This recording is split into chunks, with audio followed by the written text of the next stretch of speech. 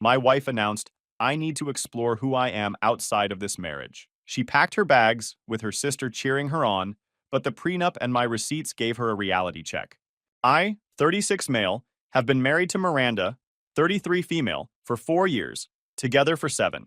I'm a welder here in Texas, working for a fabrication shop that does industrial contracts. She's a personal trainer who does social media management on the side. Welding teaches you to spot structural problems before they become disasters. Cracks in foundations, stress points that'll fail under pressure, materials that look solid but are rotting from the inside. Turns out, wives aren't that different. My old man worked construction his whole life, taught me everything about engines, tools, and not being a pushover. He also taught me the most expensive lesson of his life when his wife cleaned out his retirement and ran off with some CrossFit trainer when I was 19. Dad went from owning 3 rental properties to living in a studio apartment. Son, he told me before he died, love's great and all, but paperwork's what keeps you from living in your truck when she decides to cash out. That's why Miranda and I signed a prenup early on. Not romantic, but neither is eating cat food at 60. For the past year, I'd been grinding overtime to surprise her with a new Jeep Wrangler. Her 2019 Corolla had been acting up, and she kept complaining about wanting something with more space for her training equipment. The overtime meant 12-hour days, getting home around 9 p.m. instead of my usual 6 p.m. We'd landed some big industrial contracts, and the overtime pay alone would cover the Jeep and then some. Miranda seemed cool with the schedule. She'd have dinner waiting. We'd watch Netflix. Normal married couple routine. She said she was so proud of how dedicated I was, and that she knew I was building our future. Funny how our future turned into her escape plan. Because one evening, everything changed. I finished a job early and rolled up to our house around 6:30. As I'm walking up the driveway, I hear Miranda on the phone in our living room. Our house is one of those 1980s ranch styles with thin walls, and sound carries like crazy. What I heard next was like getting hit with a sledgehammer. I'm telling you, this timing is perfect, Katie. He's never home before 9 these days. I could easily meet Derek for drinks, maybe dinner, see where things go. Mike's too clueless to figure it out. I stopped dead. Derek, the CrossFit trainer from her gym who'd been sliding into her Instagram DMs for months. Nothing overtly inappropriate, but the kind of comments that made my bullcrap detector go off. Katie is Miranda's younger sister. The same Katie who got destroyed in her divorce last year after her husband caught her cheating with a bartender. She got absolutely wrecked financially, and now she's bitter as heck, pushing the "you're young, explore your options" nonsense. Katie, I know what you're thinking, Miranda continued, practically giggling. But what if this is my only chance to see if there's something better out there? Mike's fine as a provider, but he's so boring, so predictable. Derek makes me feel alive again, like I did before I got stuck in this suburban housewife prison. Katie's voice came through the speakerphone. Girl, yes! You gave Mike your best years for what? So you could be some welder's wife? You're 33, not 53. If you don't explore this connection with Derek now, you'll regret it forever. You deserve better than this. I stood there for 10 minutes listening to my wife plan to cheat on me with explicit coaching from her trashy sister. They discussed logistics, when to meet him, how to cover their tracks, what lies to feed me. The conversation ended with them planning to meet for coffee the next day to strategize the whole thing. Every word felt like a kick to the gut, but I kept my mouth shut and my head clear. I went around back, made noise with my keys, and walked in like nothing happened. Miranda greeted me with a kiss and asked about my day like she gave 2 cents about anything other than her exit plan. She even made my favorite chili that night, sitting across from me talking about her day, while I'm thinking about her planning to hook up with another dude while I'm working overtime to buy her a dang car. Lying in bed next to her that night, I stared at the ceiling until 3 a.m. This woman I'd been with for 7 years was planning to stab me in the back, and she was doing it with a smile, making my favorite dinner, asking about my work like a devoted little wife. I made a decision that night. This wasn't about saving the marriage or working through problems. This was about protecting myself from someone who'd already shown me exactly who she was when she thought nobody was listening. Game on. The next morning, I called in sick and made 2 phone calls that would flip Miranda's world upside down. First call was to Jim, the attorney who'd handled our prenup. The second call was to Tony, my younger brother. Jim's office has marble floors and leather furniture that screams, "I destroy people for a living." He reviewed our prenup over coffee and confirmed what I suspected. I was bulletproof financially. "You did solid work here, Mike," he said. "Individual assets stay individual. No alimony unless there are kids involved, and clean division of shared debts. If she's planning what you think she's planning, she's going to get a reality check that'll leave marks." He also mentioned Texas being a one-party consent state. You can record conversations in your own home as long as you're present. Tony showed up that afternoon with his electrician's toolkit and a grin that meant somebody was about to get screwed. 3 years younger than me, built like a brick house, and blessed with street smarts that come from never backing down from anything. So your wife's planning to mess around on you, he said. What's the play? Document everything. Let her think she's playing chess while I'm setting up nuclear warfare. What do you need from me? Just be ready. This is going to get ugly. Tony installed what looked like a Bluetooth speaker in our living room entertainment center. Except it wasn't a speaker. It was a recording device that would capture everything said in our main living area. Over the next 2 weeks, I hit the jackpot. 4 more conversations between Miranda and Katie, all recorded in crystal clear audio. These weren't just planning sessions. They were masterclasses in what entitled women sound like when they think nobody's listening. In the first one, they mapped out specific dates when I'd be working late. Miranda had my schedule memorized better than I did. They discussed using cash instead of cards to avoid digital trails, meeting at restaurants across town, even what revealing outfits she'd wear to get Derek's attention. The second conversation was about cover stories. They decided she'd tell me she was taking evening fitness certification courses, 3 nights a week for 6 weeks. Katie would even forge fake paperwork if I asked questions. The third one nearly made me punch a hole through the wall. They were laughing about how clueless I was, how I worked like a dog while she planned to trade up. Miranda actually said, Mike's like a golden retriever, loyal, predictable, and completely oblivious to everything. The fourth conversation was the nail in the coffin. They were discussing what would happen if I found out. Katie's advice? Deny everything, make him think he's paranoid, and if all else fails, play the victim.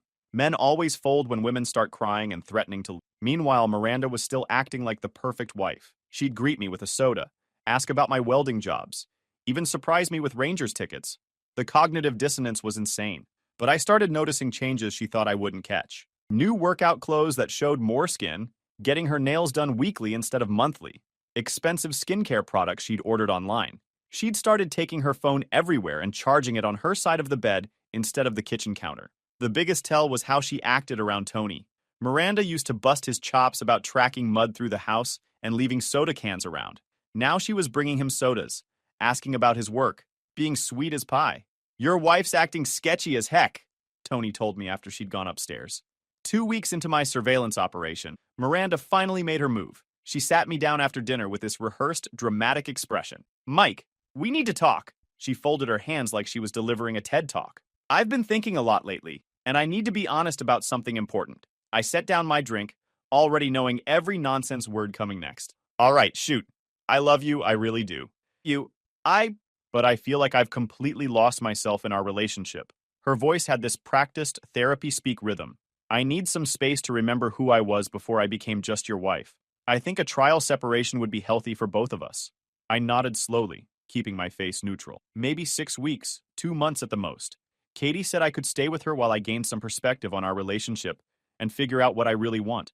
Of course, Katie had already rolled out the red carpet for Operation Jerk Hunting. What would that look like practically? I asked, playing the concerned husband. Would we talk at all? She perked up, thinking this was going smoother than expected. We could text, maybe call sometimes. I just need physical space to think clearly about us and what our future looks like.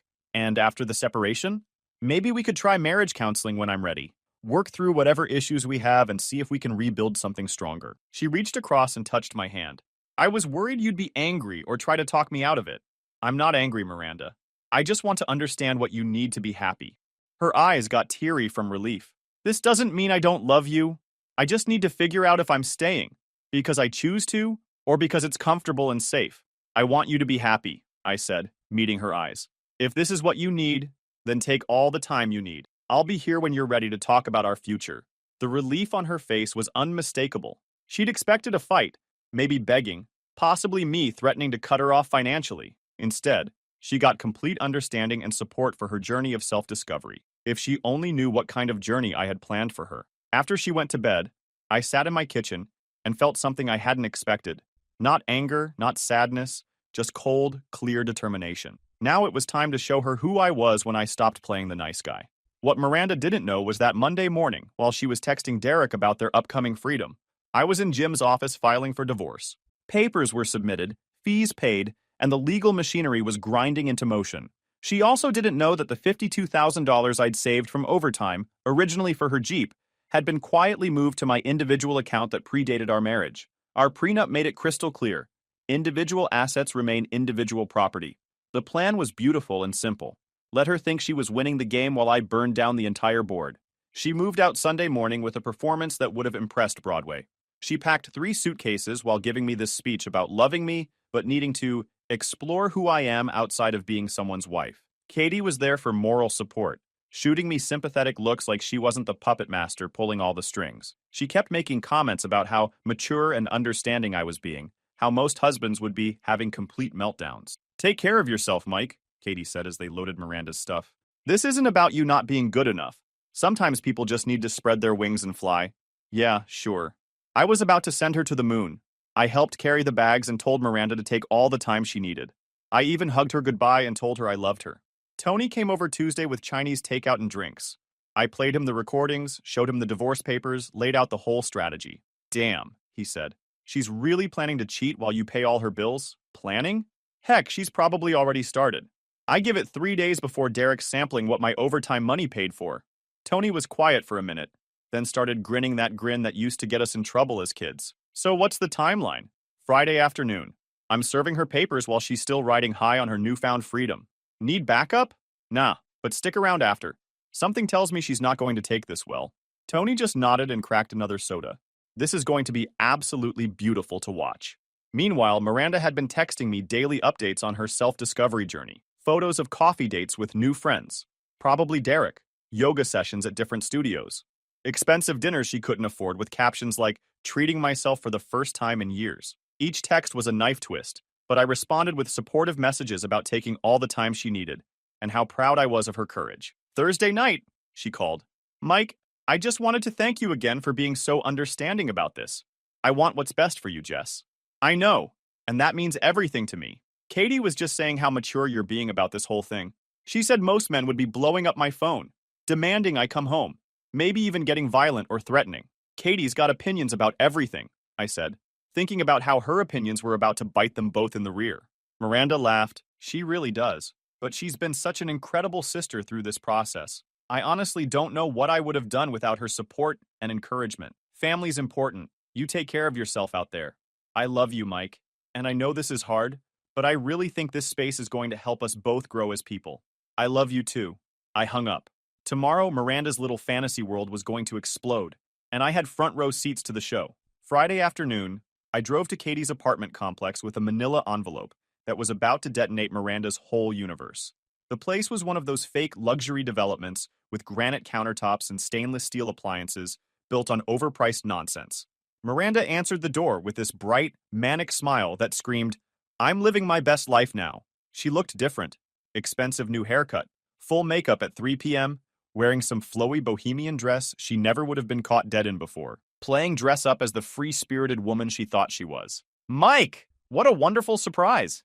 I was just thinking about you. Come in. She was practically bouncing, probably thinking I was there to beg her to come home. The apartment was exactly what I expected.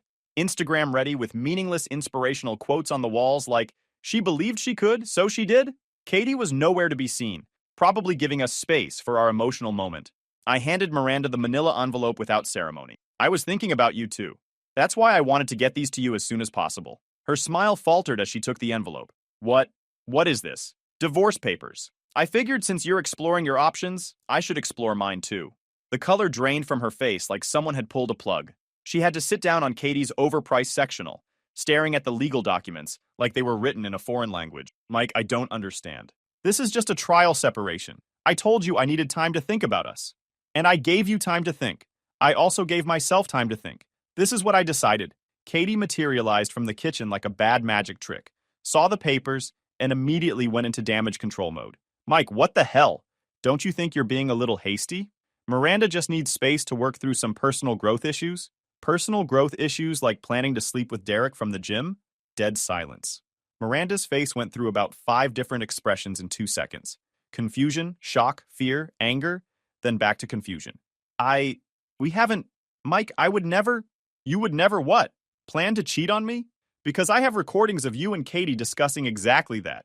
Planning lies to tell me, scheduling meetups based on my work schedule, even practicing your nonsense excuses. Katie's face went white. You recorded us? That's illegal wiretapping, you psychopath. Actually, it's perfectly legal. Texas is a one-party consent state. I'm the one party, and I consented to recording conversations in my own house. Miranda went from shock to desperate to angry in about 30 seconds. First came the tearful denials. She never actually did anything physical. It was just conversations, harmless fantasy nonsense. Then came the bargaining, maybe counseling. She'd cut contact with Derek and Katie. She'd do anything to save our marriage. When I didn't budge, she switched tactics completely. Fine. If you're going to throw away 7 years over some stupid conversations, then I need access to our savings account. I sacrificed career opportunities to support your advancement. I deserve half of everything we built together. That's when I delivered the killing blow. The money you're thinking of, that overtime money you knew I was saving, was never ours. It was always in my individual account that predates our marriage. Our prenup makes it crystal clear. Individual assets remain individual property. Her face went white. What? No, there's no way. You planned this. You've been planning to divorce me and you set me up to look like the bad guy. I planned to surprise you with a new Jeep Wrangler. I ended up surprising you with divorce papers instead. Life's funny that way. She started screaming about how unfair it all was. How I'd tricked her into signing a prenup that left her with nothing. How she deserved compensation for being a good wife. I reminded her that being a good wife apparently included planning to sleep with other men while I worked overtime to support her. Katie jumped in with threats about getting lawyers and fighting the prenup, claiming it was signed under duress and emotional manipulation. You're both welcome to try, I told them calmly. But my lawyer's pretty confident in our documentation. We have email chains discussing the prenup terms, video of us both signing it with our attorneys present, and 4 years of financial records showing exactly who earned what. That's when Miranda pulled out what she thought was her nuclear option. I'm pregnant. Silence. Like a fart out of nowhere. I looked at her for a long moment, remembering the wine she'd been drinking 2 weeks ago, and the cocktail photos she'd posted on Instagram last weekend. Congratulations! I assume Derek's excited about becoming a father. She completely broke down, sobbing and admitting she wasn't pregnant, begging me to reconsider, promising she'd never gone through with anything physical. Maybe that's true, I said, standing up. But you were planning to cheat. The only reason you didn't is because you haven't had the chance yet. Well, now you have all the opportunity in the world. I headed for the door while both women dissolved into complete hysterics. This is insane, Katie screamed. You can't just destroy someone's life over a few private conversations. Watch me. I left them both crying in that fake luxury apartment and drove home in perfect silence. My phone started buzzing immediately, but I turned it off and enjoyed the quiet. The real fireworks were just getting started. The day after I served papers, Miranda launched what my lawyer called a scorched earth campaign. Throw every piece of garbage at the wall and see what sticks. Monday morning started with my boss calling me into his office. Miranda had called our company claiming I was having a complete mental breakdown and was potentially dangerous to coworkers. She told HR I'd been acting erratically, making threats, and that she was afraid I might snap and do something violent at work. Fortunately, I'd already warned my supervisor about potential retaliation attempts. My boss, Joe, has known me for 6 years. Mike, I've got to ask, is there any truth to what she's saying? Joe asked. I mean, I know you're not crazy, but I have to document this nonsense. Joe, in 6 years, have you ever seen me lose my temper? He laughed. You're the calmest guy I know. You once talked a crane operator down from a panic attack when his rig broke down 40 feet up. My wife's desperate and trying anything she can think of. Already figured that out. But if she calls again, I'm having legal send her a cease and desist letter. Tuesday brought round 2, the fake pregnancy angle with a twist. Miranda called my lawyer claiming she needed emergency spousal support due to her condition and couldn't afford prenatal care without my financial assistance. Jim didn't even blink. We'll need medical verification from a licensed physician. Also, since the divorce papers mention adultery grounds, we'll need paternity testing. We never heard back about that pregnancy nonsense.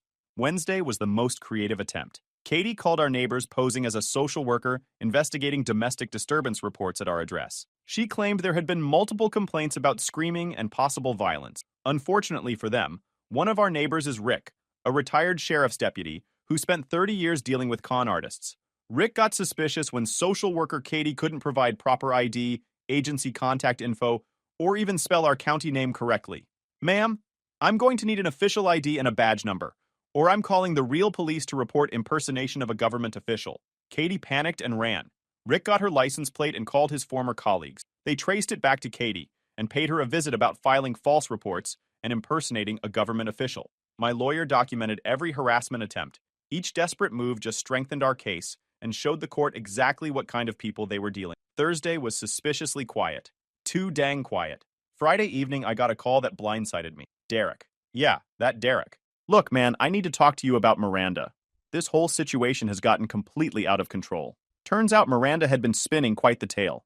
She'd told him I was abusive and controlling, that she needed a safe place while dealing with her dangerous husband. She'd been using our separation as a sob story to get sympathy and free meals. But then she started talking about needing money for lawyers to get what she deserves from me. When Derek suggested getting a job or more clients, she lost her mind and started demanding he prove he cared by opening his wallet.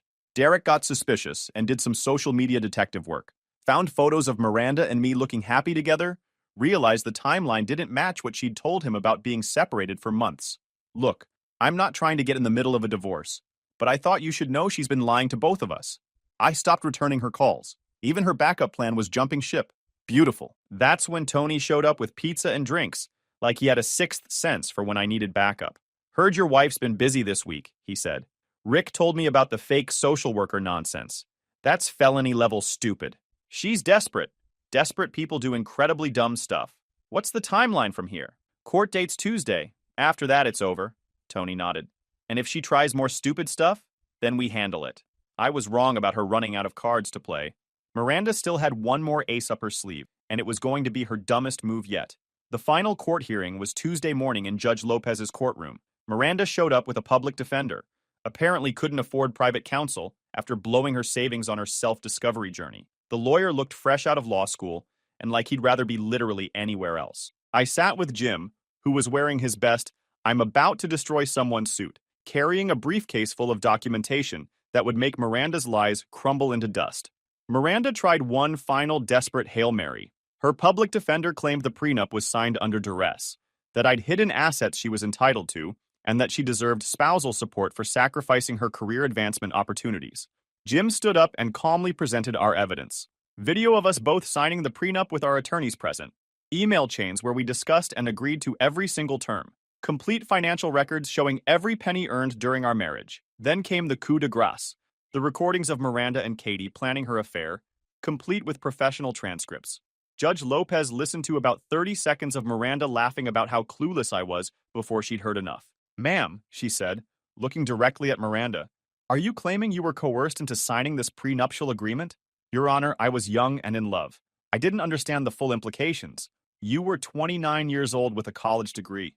The record shows you had independent legal counsel who advised you for 3 weeks. Is that correct?" Miranda's lawyer whispered something. She nodded reluctantly. "And these recordings, do you deny that's your voice planning to commit adultery while your husband worked overtime to support you?" Another whispered conference. Another reluctant nod. "Divorce granted. No alimony, no asset division beyond the joint checking account balance of $2,847. Mrs. Wilson, you're responsible for your own legal fees and any debts incurred during the separation." The gavel came down like a gunshot. Miranda's public defender leaned over. "Ma'am, I'd strongly advise against appealing. You'd be throwing good money after bad." After court, Jim filled me in on what his investigator had discovered about Miranda's exploration phase. She'd been living like she was already divorced and entitled to half my assets. New wardrobe, expensive dinners, spa treatments, even a weekend trip to Dallas with Katie. All funded by maxing out credit cards she thought I'd be responsible for. She was now personally responsible for about $13,500 in debt from her journey of self-discovery. I changed the locks that weekend and had a professional security system installed. Cameras covering every entrance, motion sensors, the works. Miranda still had Katie and a few mutual friends sending angry messages about how I'd destroyed a good woman's life. But phones have block functions for a reason. The weird part was how incredible I felt. Not bitter, not angry, just completely free. The house felt like mine.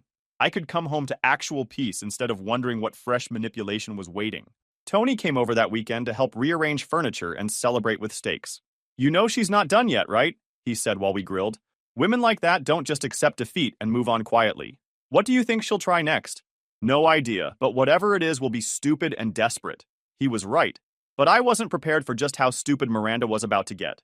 3 weeks after the divorce was finalized, Miranda showed up at my work like a ghost from a nightmare I thought was over. Security called before letting her up to the shop floor. "Mike, there's a woman downstairs who says she's your wife. She's, pretty messed up looking. Should I let her up?" "Ex-wife." Yeah, let her up, but stay close.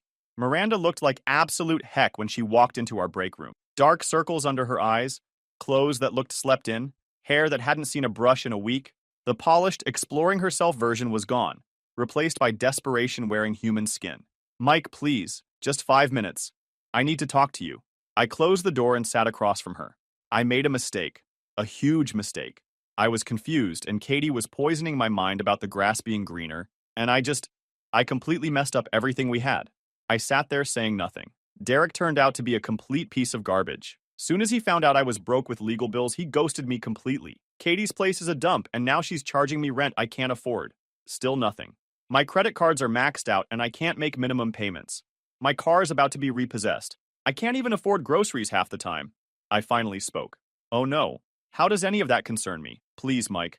I know I hurt you. I know I completely betrayed your trust. But we had 7 years together. That has to count for something. Nope. Those 7 years ended the moment you decided to cheat while keeping me as your backup plan. But I never actually cheated. I never slept with Derek. I never even kissed him. I don't care. The only thing that stopped you was not having the opportunity yet. She started crying, ugly, desperate, sobbing. I'm losing everything. Everything. Figure it out. That's what exploring yourself means, right? You wanted to see what was out there. Now you know. What am I supposed to do? I have nothing left. I stood up. Conversation is over. Don't come to my workplace again, and don't contact me. We're done. You can't just throw me away like garbage. I gave you the best years of my life. You gave me 7 years of lies. Move on. Security escorted her out, but I had a feeling this wasn't over. That night, she started calling. Every hour from 8 p.m. until 3 a.m. I'd blocked her number, but she was using Katie's phone, borrowed phones, even payphones like some stalker from the 1990s. The voicemails ranged from desperate begging to angry threats to rambling about how I destroyed her life, and she was going to make me pay. Tony stayed over, and we listened to a few messages while having drinks on my back porch. This woman has completely lost her mind, he said, after one particularly unhinged voicemail where she threatened to tell everyone the truth about me. She's going full psycho ex-wife. The next day brought the main event. I was working in my garage when the security system started going off. The cameras showed Miranda in my front yard, pounding on my door and screaming about how I'd destroyed her life and she wasn't leaving until I helped her. She kept it up for 2 solid hours, screaming, crying, demanding I come outside and face her like a man. My neighbors were starting to come out to see what the heck was happening. Finally, Rick called the police. When the cops arrived, Miranda told them I'd stolen money from her and that she was legally entitled to half of everything. The officers were professional but clear. This was a civil matter already settled in court, and she needed to leave immediately. That's when Miranda made her biggest mistake. She grabbed one of the decorative rocks from my landscaping and hurled it at my living room window. The rock bounced off. I'd had security glass installed, but the intent was crystal clear, and every second was captured in 4K by my security cameras. The officers didn't hesitate. Miranda was cuffed and stuffed into the patrol car, while she screamed about how this was all unfair, and I was the real criminal. Criminal damage to property, trespassing, disturbing the peace, all caught on video with multiple witnesses. Sometimes you just have to let people destroy themselves. And my ex-wife was a master at it. The rock-throwing incident was the gift that kept giving. My lawyer fast-tracked a restraining order, and Miranda spent 2 nights in county lockup because Katie couldn't scrape together bail money. But getting arrested didn't teach her anything. If anything, it made her more desperate and stupid. When she got out, Miranda started a social media campaign that would have been hilarious if it wasn't so pathetic. She posted on Facebook about how I'd financially abused her and stolen her future. Tagged all our mutual friends, my coworkers, even my company's business page with rants about what a manipulative sociopath I was. She posted screenshots of our text conversations, conveniently edited to make me look cold and heartless. Posted photos of herself crying with captions about narcissistic abuse and financial manipulation. Even started a GoFundMe asking for donations to help her escape from our marriage aftermath. Big mistake. My lawyer sent her a cease and desist, and when she ignored it and doubled down with more posts calling me abusive, we filed a defamation lawsuit. The discovery phase was beautiful. We subpoenaed all her social media accounts, text messages, even her search history. Turns out she'd been Googling things like how to get more money in divorce and how to prove financial abuse right up until the court date. Funny, that's when she called me, sobbing hysterically. Mike, please, you have to drop this lawsuit. My lawyer says they can garnish my wages for 10 years. I'm already broke. This will completely ruin what's left of my life. Should have thought of that before you tried to ruin my reputation and career. I'll delete all the posts. I'll post a public apology. I'll do whatever you want. Too late. I hung up. 3 days later came the grand finale. I was in my garage working on my truck around 10 p.m. when every security sensor on my property lit up like Christmas. The cameras showed a figure climbing over my back fence, Miranda, looking like she'd been living rough for weeks. I called Tony first. She's in my backyard. On my way. Don't go outside. Then I called 911. I have someone trespassing in violation of a restraining order. I need officers immediately. Miranda was pounding on my back door when the first patrol car arrived, screaming about how I owed her, how I destroyed her life, how she wasn't leaving until I helped her get back on her feet. The officers who responded were the same ones from previous incidents. They knew the story and looked like they were enjoying the show. Ma'am, you're in violation of a restraining order and you're trespassing. Turn around and put your hands behind your back, completely snapped. Started screaming, the system is always against women. You men are manipulators. She tried to run, but there's nowhere to go in a fenced backyard. I swear to God, it felt like I'm watching Tom and Jerry live. They had to physically restrain her while she fought and screamed. She was still yelling threats as they loaded her into the patrol car. You think you've won, but I'll find a way to make you pay. You destroyed my life. Good luck with that, I called back as the car doors slammed. Tony pulled up just as they were driving away. Well, that's one way to end it, he said, opening a drink.